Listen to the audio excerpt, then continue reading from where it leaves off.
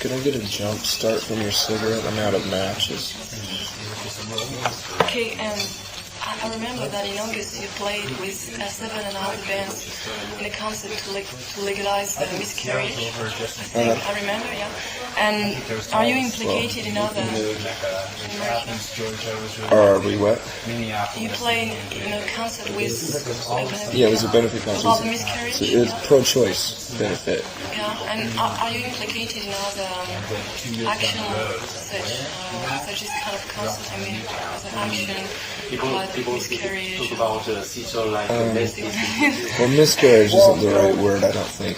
It's pro-choice. Yeah, there are a lot of right-wing control freaks in the United States who are trying to get rid of abortion, and it'll be illegal soon if they have their way. So we just decided to play a benefit for this to help some organizations who are pro-choice.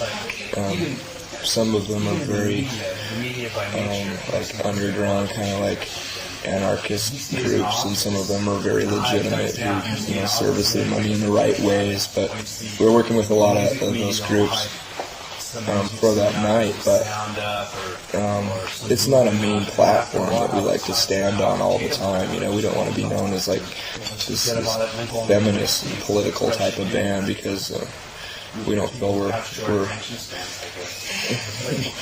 we have the right way to say things. So, but we try to help out as much as we can. And it was a lot of fun doing that. Here's a song about this. What is it really considered?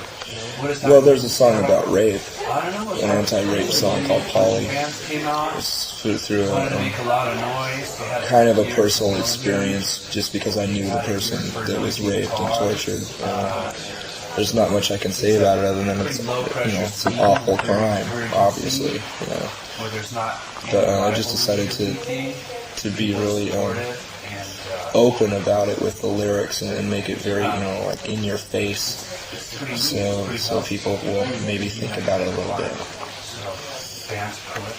And in USA, I saw in USA this summer that a lot of places they don't authorize people to enter a show if they don't have, if they are not 21 years old. And I was very surprised, and I want to know what you think about this law. Yeah. Because some young people, maybe they really want to see a concert only if they're only 16 years old. Right. It's very strange. It's terrible. It's that way in the States a lot, especially with underground bands, because they don't draw enough audience to where they're able to sell out larger venues that do allow all age shows to go on. So a lot of punk rock bands have to play in bars, and they can only play to 21-year-olds and over. And that really sucks. But now that we're in the position of being able to pretty much do what we want, and we can bring in a large enough audience, we've chosen to play all ages shows from now on. We don't play any bars. A few places here in Europe we've played bars, but I think the age limits are a bit, they're smaller. Like 16-year-old kids can go drinking in Italy. There's nothing like that. Yeah. Do you think they are going to change the law maybe? Some people ask Absolutely for changes. not. Oh, really? No, it can't be changed. Most of the bands choose to play those places. But then there are other bands like Fugazi who somehow managed to pull it off. They always refuse to play those bars, but they also are a really big popular band, and they can draw a lot of people. But for most bands, they can only expect 100 to 200 people to come to their shows, so they have to play the bars. I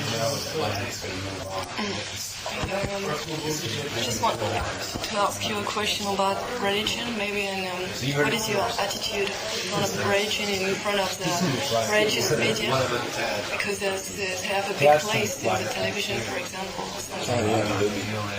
What is your attitude in front of I'm very much against any kind of organized religion that oppresses people and are in control of the media and people like that.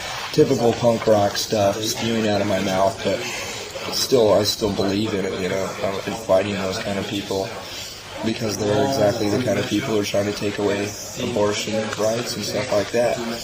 And but I also can see, have a little bit of empathy for people who are religious in certain situations. Like I've noticed that I've known people who are on the verge of becoming schizophrenic or suicidal, and they've turned to religion as a last resort to keep themselves alive. So that's just fine, you know.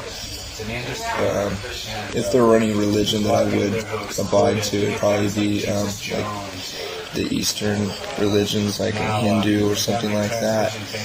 But I don't practice any of that. So I would expect a lot of people to think that because of the name Nirvana, but I just thought it was a nice name. What do you think about your... Did you practice religion when you were young? No, I've never been subjected to that. My family is not religious. What do you think about... what is for you the worst thing in the world and the human, the worst thing in the human being, in the world and in the human being, the worst thing?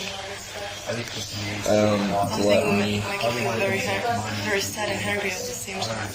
It'd have to be gluttony, wanting more than you need and thinking that you need all these possessions and you really don't need them.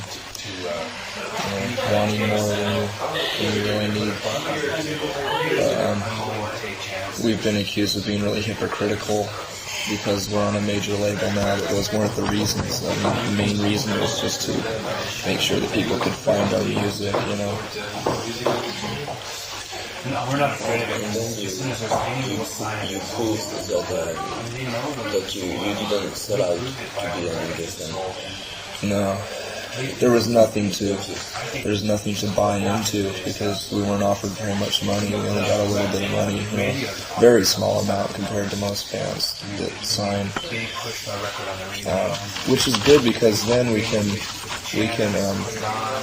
recoup the money that we sell off the record instead of a lot of bands get this big huge advance like $1 million and then they're if they don't sell enough records, they're in debt to the label forever. You know, they could break up within a year, and then they still are having to work at gas station jobs and pay off the label the money that it's basically just a loan. You know, so we didn't go that route. We could have. There were a few labels that were offering us a lot of money, but they weren't the right labels. You know, they don't know what underground bands are like. So. I'm really happy with DGC. They're great. How did you get the idea of signing to DGC? They approached us like all the other labels, and we took a tour of their offices, and it was very like a community type of place. It wasn't this big high towering place in LA. It was, you know, really.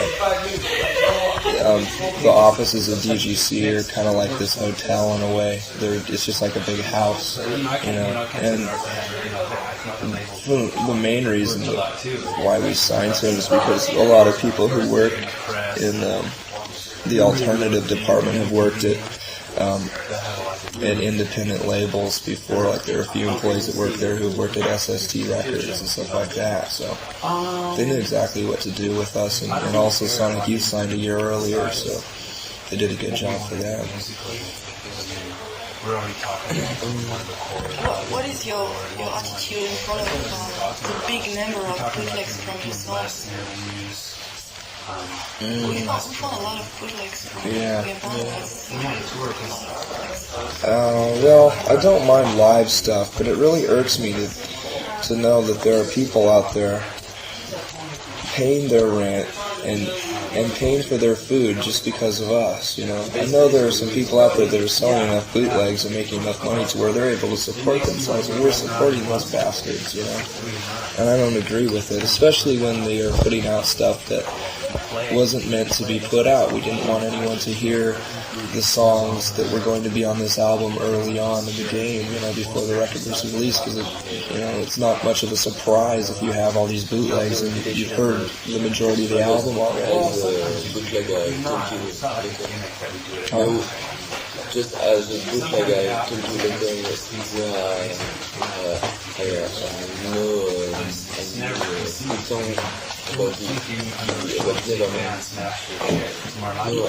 Yeah, right, yeah, you knew most of the songs already.